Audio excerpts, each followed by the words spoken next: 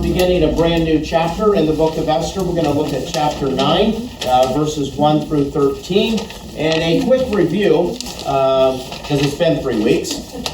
We talked about King Xerxes helping the Jews. And one of the ways in which he helped the Jews is he had a choice to make between his queen, Esther, and Haman, who was his right-hand man. And as it turns out, the king chooses his queen, and Haman is executed for a couple of different reasons.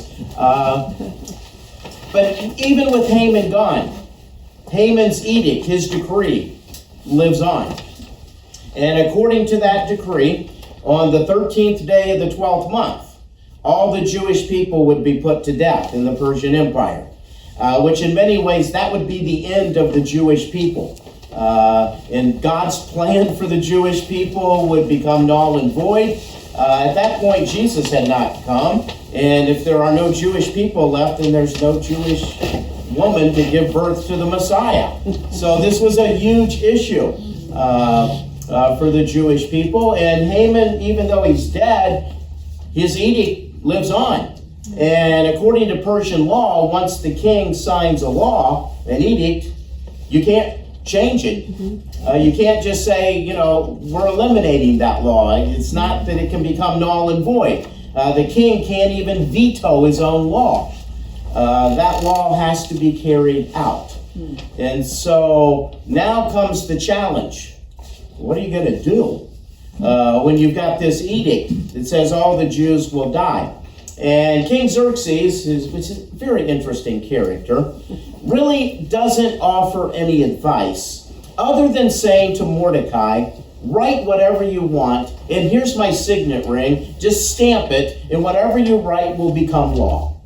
So he offers no advice, but he basically says to Mordecai, you can do whatever you want, which, by the way, he said the same thing to Haman when Haman wrote his edict as well. Well, to kind of put things into a calendar, Haman's edict was issued on the 13th day of the first month. And all of this happens within one calendar year. And then Mordecai's edict, his counter edict, took place on the 23rd day of the third month. So between those two is an interval of 2 months and 10 days. And a lot happened in the book of Esther in those 2 months and 10 days, including Esther going before the king to try to plead on behalf of her people. And then the conflict is scheduled to take place on the 13th day of the 12th month. And it was interesting, way back at the beginning in chapter 3, Haman writes the law that all Jews will die. But then he casts lots to figure out when it's going to happen. And it just so happened it was going to take place 11 months later, which was absolutely great for the Jewish people because they had 11 months to prepare. And it would take about 3 months just to let everybody know about this back in the ancient world. There's no Facebook, there's no internet, there's no telephone, no television. It's basically word of mouth. That would spread, that everybody would know that this was going to take place. So we see God's hand in that it's 11 months later. Because if it would have been 3 months later, there was really nothing the Jews could have done. I mean, by the time most of them found out, it would be time for their death. But it's 11 months. And even after Mordecai writes his edict, they've got almost 9 months to prepare for this. And that's key to the whole story. So, that verse that says, you cast your lots, but the Lord makes the decision. The Lord made the decision. And because of that, the Jews have a chance to survive this. Well, what about the new edict, the one that Mordecai writes? Well, he writes that the Jewish people can stand up for themselves. They can defend themselves. Now, according to Haman's edict, all the Jewish people die and the government is behind it and the Jewish people can do nothing about it. But according to Mordecai's edict, the Jewish people can fight and they can defend themselves. And that changes everything. The wording of Haman's edict was that all the Jews, you were to destroy them, kill them, and annihilate them. Pretty harsh language. Mordecai turns around and says, if the Jews are attacked, they can destroy, kill, and annihilate their enemies. And that changes things, because before you could just kill the Jewish people and they could do nothing about it. But now if you try to kill them, they can fight back. And if they fight back, they just might kill you. So now you have to take a chance in doing that. And the government now is taking a neutral position. Before, the government was in favor of all the Jews being killed. But now the government has stepped back and say, we're not taking sides. We're not taking the sides of the Jewish people, and we're not against them either. We're remaining neutral in this. So, if you're a Gentile person, and on the 13th day of the 12th month, if you kill a Jewish person, you're not going to be arrested. And by the same token, if you're a Jewish person and somebody attacks you and you kill them on that day, you're not going to be arrested either. So the government is remaining neutral. So that's a change. It's interesting that Mordecai, in writing his edict, can't do it in such a way that he eliminates conflict. I mean, nobody was clever enough to write an edict that would eliminate conflict. Couldn't do it.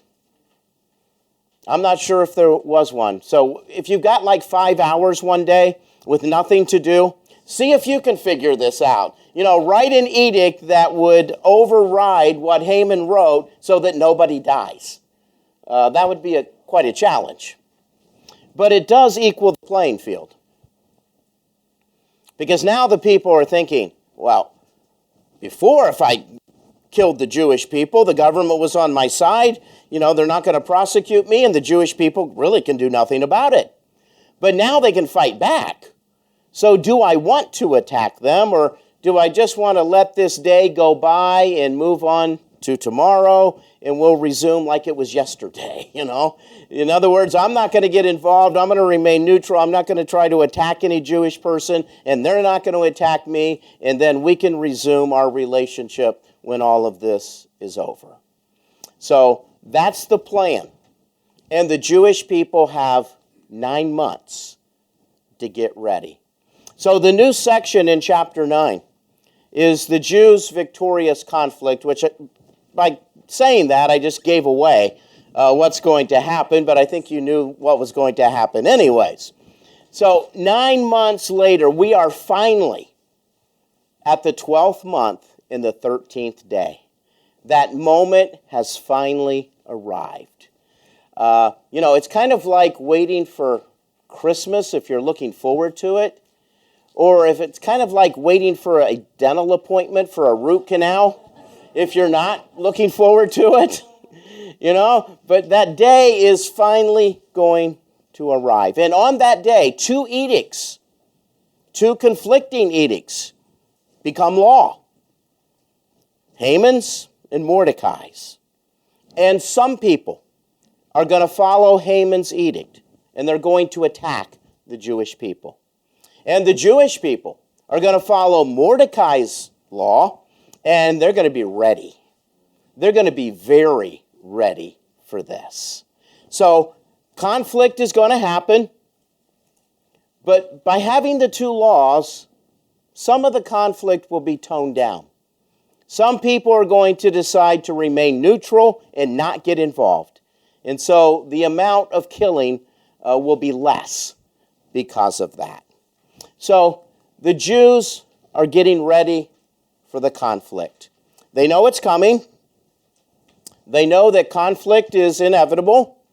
Their enemies will attack them, at least some of them. But they're going to be ready, very ready for that day. And that's going to be very helpful to them. So on that day, there's going to be a clash. There's going to be a conflict. Some people are going to die. How many? How does it turn out? Well, let me read chapter 9, verses 1 through 13, and then we'll come back and talk about them. So, Esther chapter 9. beginning with verse 1, and we'll read through verse 13. On the 13th day of the 12th month, the month of Adar, the edict commanded by the king was to be carried out. On this day, the enemies of the Jews had hoped to overpower them, but now the tables were turned, and the Jews got the upper hand over those who hated them. The Jews assembled in their cities in all the provinces of King Xerxes to attack those determined to destroy them. No one could stand against them, because the people of all the other nationalities were afraid of them. And all the nobles of the provinces, the satraps, the governors, the king's administrators, helped the Jews, because fear of Mordecai had seized them. Mordecai was prominent in the palace. His reputation spread throughout the provinces, and he became more and more powerful. The Jews struck down all their enemies with the sword, killing and destroying them, and they did what they pleased to those who hated them. In the citadel of Susa, the Jews killed and destroyed 500 men.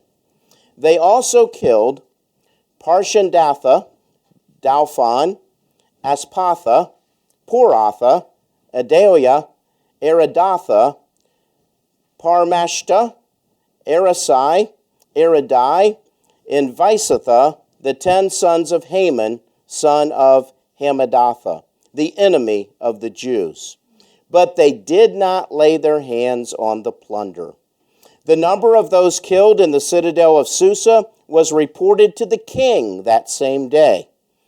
The king said to Queen Esther, "The Jews have killed and destroyed 500 men and the 10 sons of Haman in the citadel of Susa. What have they done in the rest of the king's provinces? Now, what is your petition? It will be given to you. What is your request? It will also be granted." "If it pleases the king," Esther answered, "give the Jews in Susa permission to carry out this day's edict tomorrow also, and let the 10 sons of Haman be impaled on poles." So interesting developments in this conflict, and it all begins in verse 1. The day has finally arrived. It's the 13th day of the 12th month, the month of Adar. And it says the edict by the king was to be carried out, but actually there were 2 edicts that day that would be carried out, the one that Haman wrote and the one that Mordecai wrote. And it says it's the 13th day. Then it says on this day, meaning the moment has truly arrived. You know, everything had been leading up to this day after Haman died in terms of what was going to take place. And according to scholars, that day was either late February or early March in the year 473 BC. So that day happened. And there's a summary of what happens in the rest of verse 1. And the key phrase is, the tables were turned. According to Haman's edict, every Jewish person would be dead. But according to Mordecai's edict, the Jewish people could stand and fight. And not only did they stand up for themselves and fight, they won the battle. The tables were turned. And it's an interesting phrase that their fortunes were completely turned around. A reversal took place. What everybody thought was going to happen did not happen. In fact, the opposite took place. The Jewish people came out victorious that day. What could have been a tragedy ends up being a triumph for the Jewish people. It could have been a tragedy. They would have been all wiped out. But instead it was a triumph because they defeated their enemies and won the battle. And of course, in the book of Esther, God's name is never mentioned, not even once.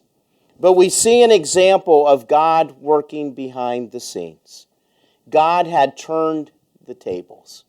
God had worked in such a way that what many anticipated as a tragedy turned out to be a day of triumph. And we're going to look in a couple of weeks or next week at the Feast of Purim. And at the end of all of this, the Jews celebrate this day.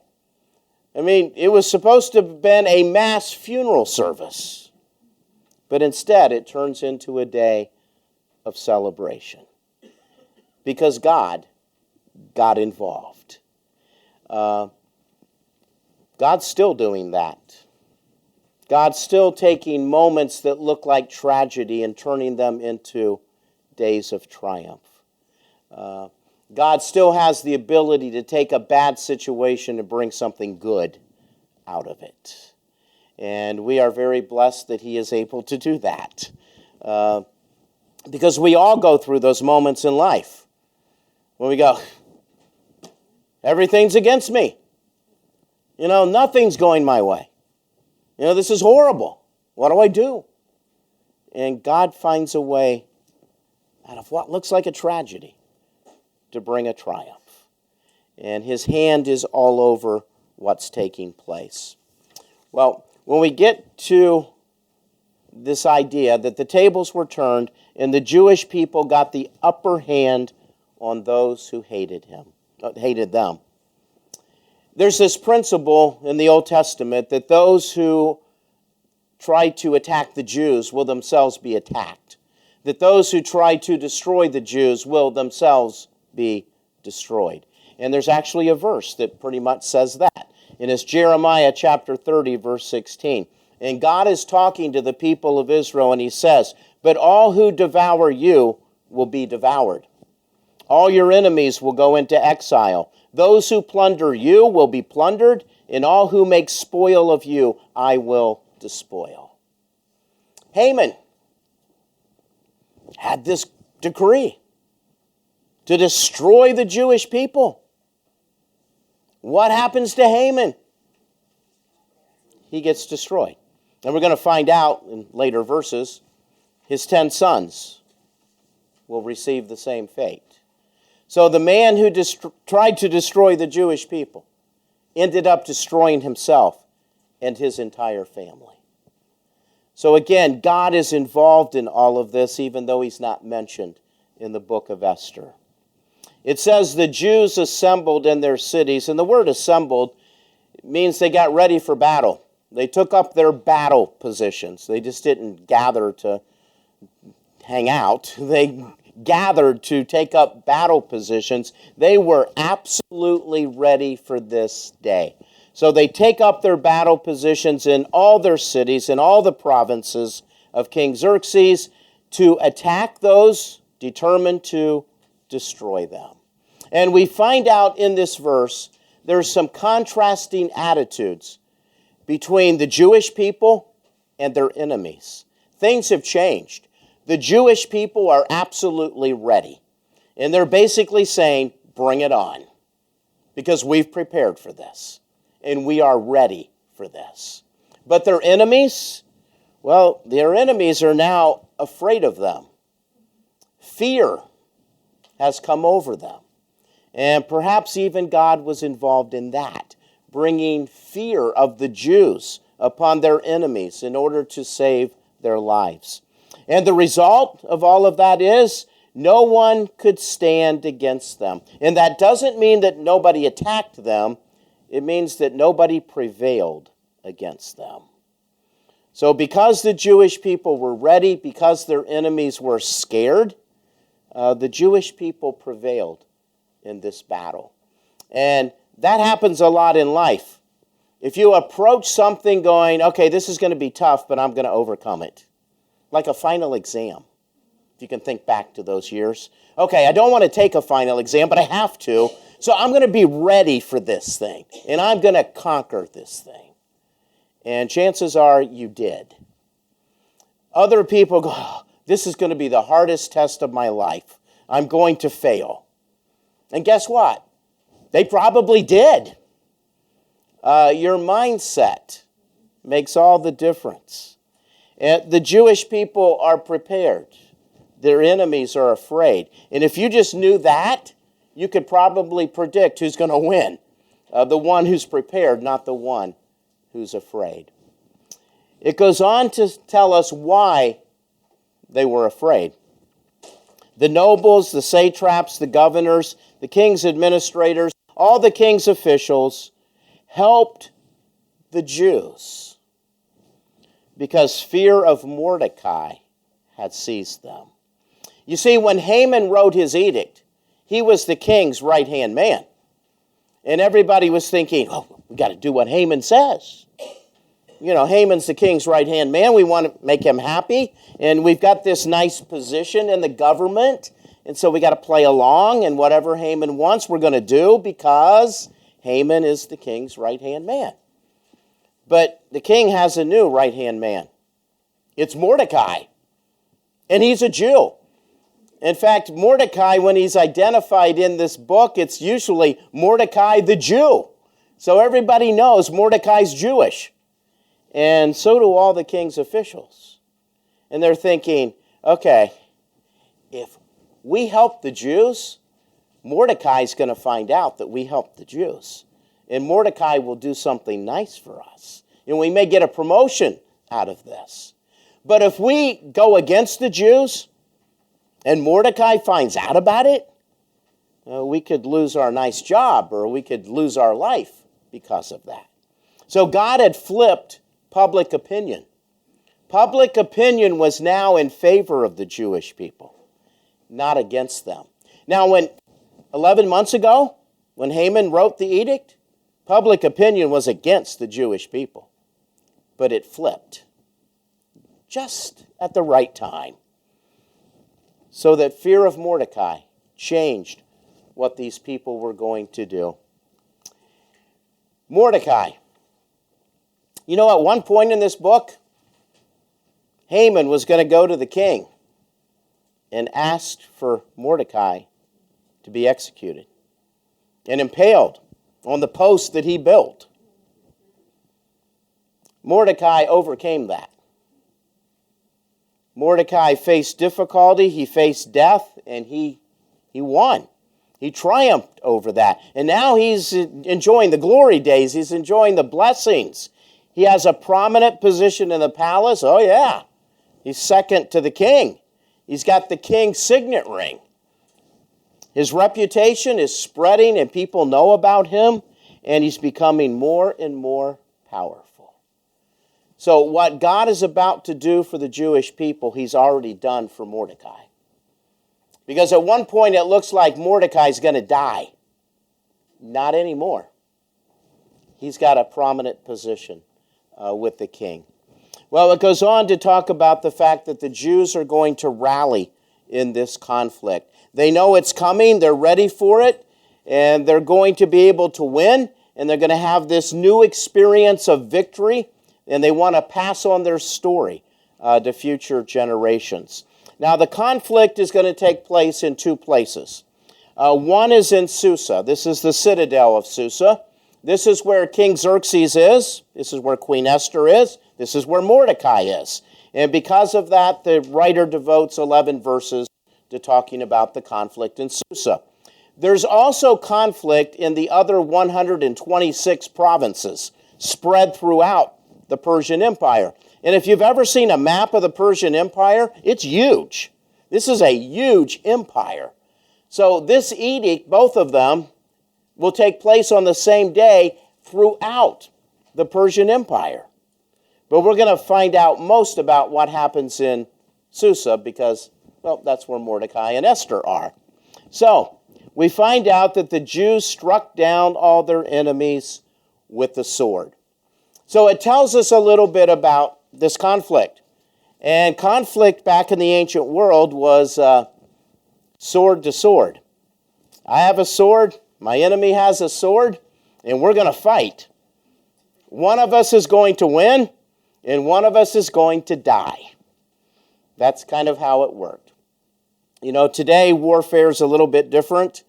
Now they're sending drones, so these types of things that they're sending, we send bombs and rockets. Back then it was man on man, and who's the toughest and who's going to walk away alive and who's not going to walk away alive. So that's kind of how this happened. And so the Jews struck down their enemies, killing and destroying them. This is the same language that was used in Haman's edict and also in Mordecai's, except for one word's left out. There was killing, destroying, and annihilating. The Jewish people kill and destroy their enemies. They don't annihilate them. They don't kill off everybody. But they do kill and destroy their enemies. And they're able to do what they pleased to those who hated them. And that language, doing what they pleased, goes all the way back to that discussion between Haman and King Xerxes. And Haman says to King Xerxes, all the way back in chapter 3, there's this group of people.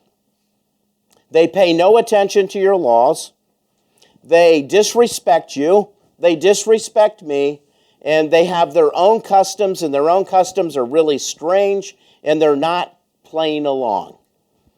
And King Xerxes says to Haman, what do you want to do about it? And Haman says, well, why don't we kill them, destroy them, and annihilate them? And the interesting thing in the story is King Xerxes never asked who Haman is talking about. He just simply says to Haman, do whatever you please to them. And Haman said, great, I'm going to write this edict. We're going to get rid of all of them. But on that day, it wasn't Haman and the Jewish enemies doing what they pleased. It was the Jewish people doing what they pleased. And that doesn't mean that the Jewish people were being unnecessarily cruel to their enemies. It simply means they won on that day. Another reversal has taken place. Instead of the Jewish enemies doing as they please, it's the Jewish people doing as they please. It says, in the citadel of Susa, the Jews killed and destroyed 500 men. Now, 500 is not a huge number considering the population. And again, that same phrase is used. They killed and destroyed. Annihilate is not there, but they did kill and destroy the 500 men. It's also worth pointing out that they killed men. Because according to Haman's edict, that you were to kill, destroy, and annihilate all the Jewish men, women, and children. Everybody. But the Jewish people seem to not have killed women and children. They only killed the fighting men who attacked them. Now, there's something that the author never tells us, which is always frustrating when the author doesn't tell us something we want to know. Okay, the Jewish people killed 500 of their enemies. How many Jewish people died? He never tells us. Now, you would think, since this is hand-to-hand combat, that some died. But he never tells us how many Jewish people died. So it's almost as if he's telling the story that the Jewish people killed their enemies and the Jewish, no casualties on the Jewish side, which seems very unrealistic. So, but we do know that 500 people die. And then we have this wonderful listing of Haman's sons, all 10 of them. And they're listed by name in verses 7, 8, and 9. And in the Hebrew text, they're actually in 2 columns of 5 each. So as you're reading the story, you're to pause after each name. And that is a blow to Haman's ego. Because Haman boasted in having this great big family. He had 10 sons. And he's going to lose every single one of them. So by the time you list all 10 names, Haman's entire family, well, himself and his 10 sons, have died. It doesn't tell us what happened to his wife, although she was in the story earlier, but it doesn't tell us what happened to her. So all the pride that Haman had, he loses. He's already lost his possessions, his real estate. That was given to Queen Esther, who gave it to Mordecai. And now he loses his family as well. The 10 sons of Haman, the enemy of the Jews. But then it says they did not lay their hands on the plunder. Now, according to Haman's edict, if once you killed the Jewish people, you were to steal their stuff. And some of that stuff was to be placed in the king's royal treasury, which is why Xerxes went along with it. Because Xerxes had just gotten back from a war against the Greeks, and he lost, and he spent a lot of money. This was going to be his opportunity to get a lot of that money back when these Jewish people were killed and their stuff was plundered. But when Mordecai, interestingly enough, when he writes his decree, he gives the Jewish people the right to plunder. You know, he wrote that decree as a reversal of what Haman wrote. So if the Jewish people can be plundered, the Jewish people can also do some plundering as they destroy their enemies. But the author makes the point 3 times in verse 10, in verse 15, and in verse 16 that they did not lay their hands on the plunder. And the question is, why not? Well, there's a story back in 1 Samuel chapter 15 about King Saul. And God said to King Saul, go out and fight the Amalekites, which, by the way, Haman was an Amalekite, came from that tribe. And King Saul was to wipe them out. And don't take anything. You know, don't bring back any animals. Don't leave anybody alive. Wipe them all out. Real simple. Well, the Jewish people that day, with King Saul leading them, they won the war. And here comes Samuel the prophet to have a little powwow with King Saul. And Samuel goes up to King Saul and says, did you do what the Lord commanded you? Oh yeah, we won the war. And then Samuel says, who's that guy? Well, that was Agag, the king of the Amalekites. He was supposed to have been killed in battle. But Saul decided for some reason to just capture him. And Saul said, I was going to kill him later. And then Samuel says, wow, I think I hear the bleating of sheep. Where did they come from? Oh yeah, we're going to sacrifice them later. And then Samuel says to King Saul, God has rejected you from being the king because you can't follow directions. And so this story is well known among Jewish people.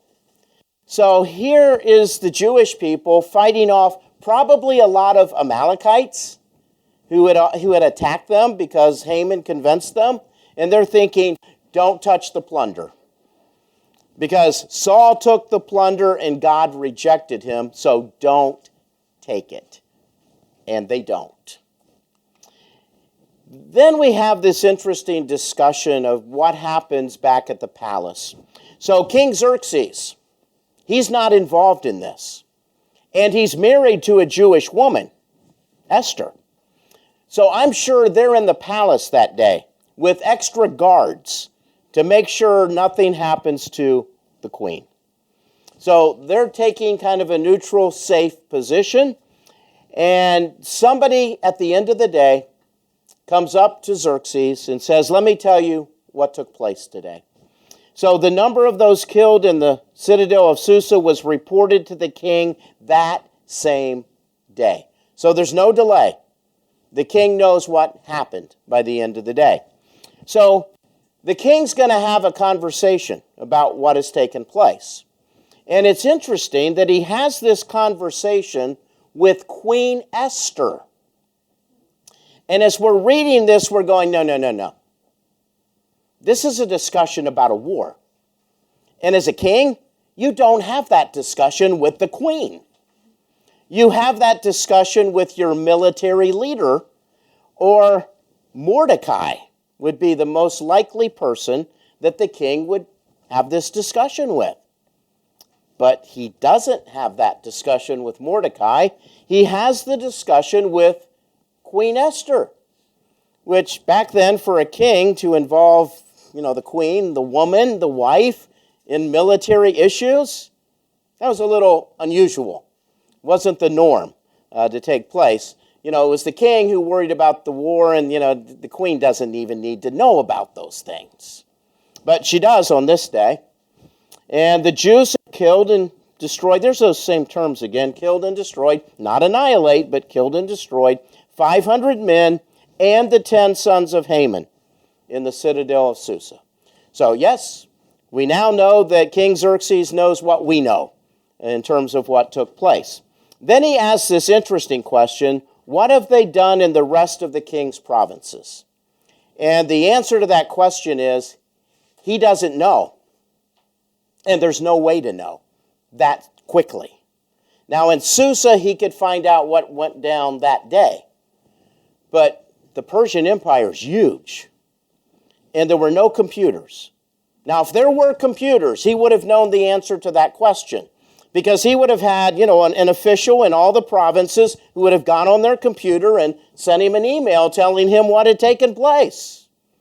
But back then, it would have probably taken days, weeks, months for him to finally figure out what had taken place in all the provinces. So he kind of asked a rhetorical question, what happened in the rest of the king's provinces? And we're really not told how the king feels about this. I mean, is he delighted that the Jewish people are winning? Is he just stating facts and he really doesn't care? Is he concerned that there's bloodshed in the Persian Empire and he's the king? And then he's going to ask Esther some questions. 2 questions. The same 2 questions he has asked her in the past. The questions are, now, what is your petition and what is your request? And it's really strange because we don't know that Esther really wants anything. Now, in the past, we know she did, because one time she came before the king when he was on his throne in the royal palace, and she was uninvited, and the king goes, okay, obviously you're here, risking your life, you obviously want something. And he was in a really good mood that day, so he basically says to the queen, whatever you want, I'll give it to you. Even up to half the kingdom, it's yours. Just ask and I'll do it for you. And she says, I'm going to prepare a banquet, a lunch. I want you to come to lunch.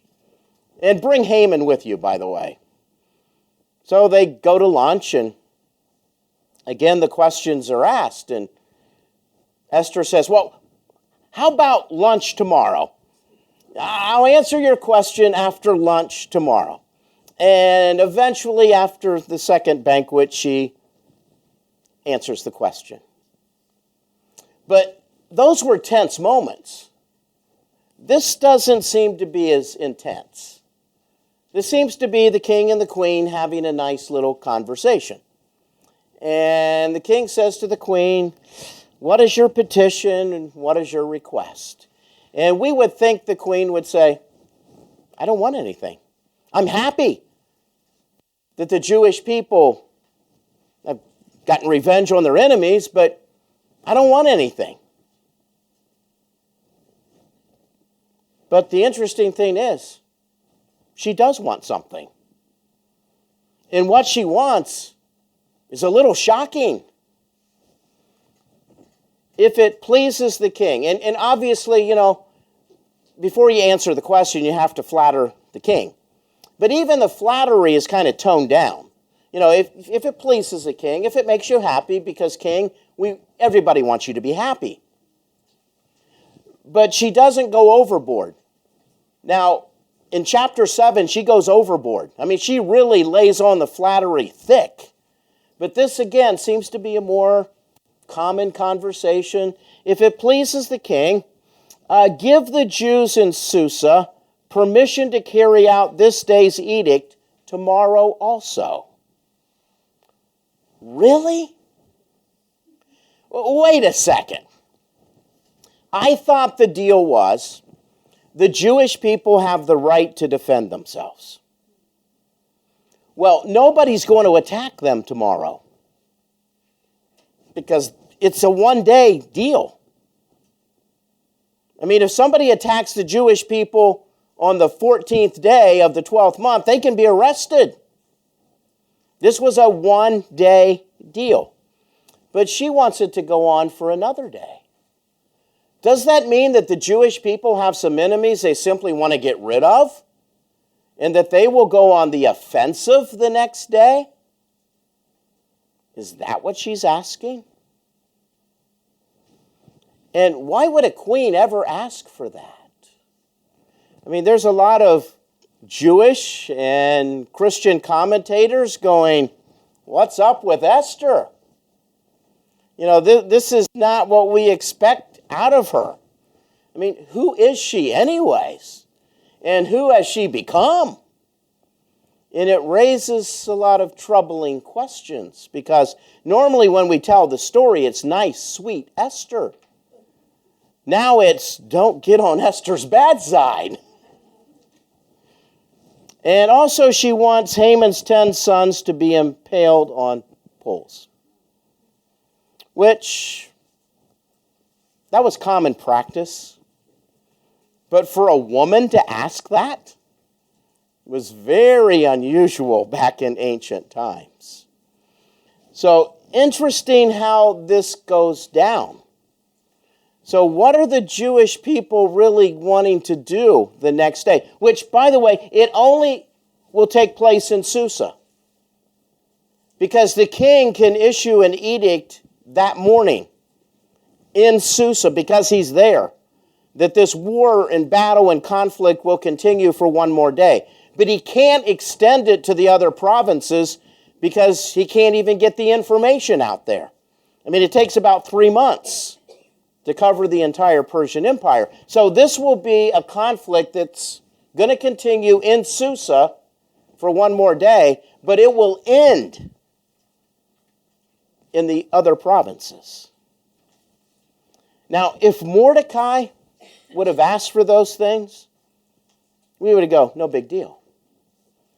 You know, Mordecai is going, hey, got some enemies, and if we can get rid of these enemies, then we'll feel much safer. Oh, okay, Mordecai, we'll do that for you. And yeah. Haman was impaled. Yeah, do the same thing to his 10 sons. That's normal.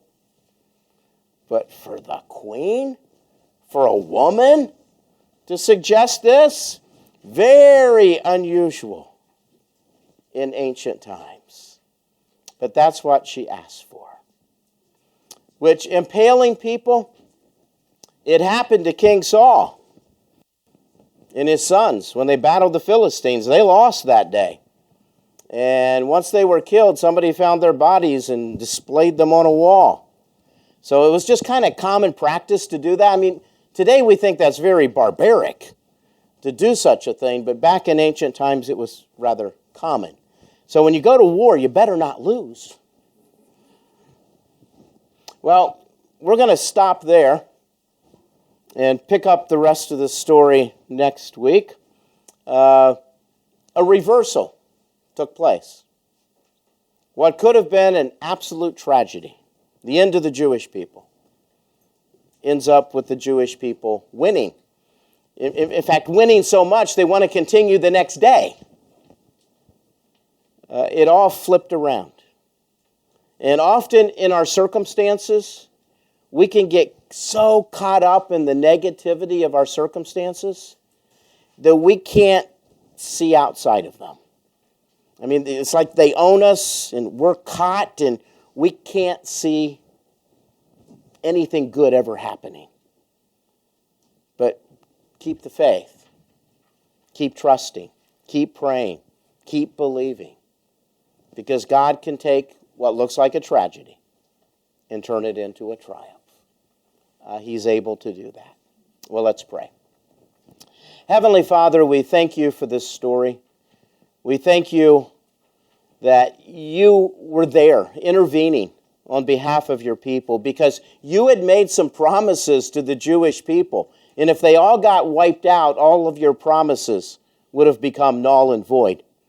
And so, to protect your promises, you got involved. And you also showed them what you could do. You showed them that they should trust you and believe you and hang on to you, even when things get difficult, even when things get crazy, even when it looks like they're all going to lose. Father, thank you for that lesson, because we often find ourselves there in our lives today, looking to you, trusting you, and praying that what looks like a tragedy can really be turned into a triumph. So, Father, I pray that we'll have the faith to believe that and hang on to you, even if it becomes a wild ride. Keep in faith, believing you for what you're going to do. I pray in Jesus' name. Amen.